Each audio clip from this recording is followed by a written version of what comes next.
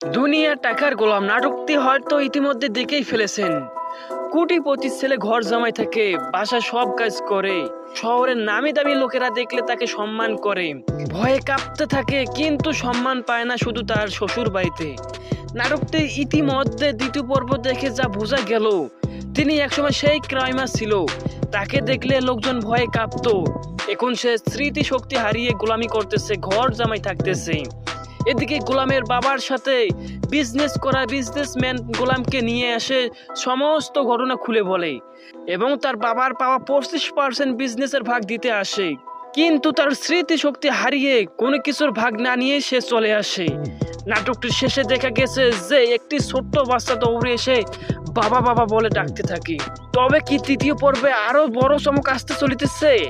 আর আপনাদের দ্বিতীয় পর্ব কার কাছে কেমন লাগলো কমেন্টে জানিয়ে দিন।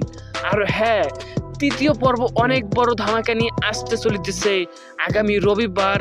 কেউ মিস করবেন না এবং চ্যানেলটি সাবস্ক্রাইব করুন এবং পাশে থাকুন। আর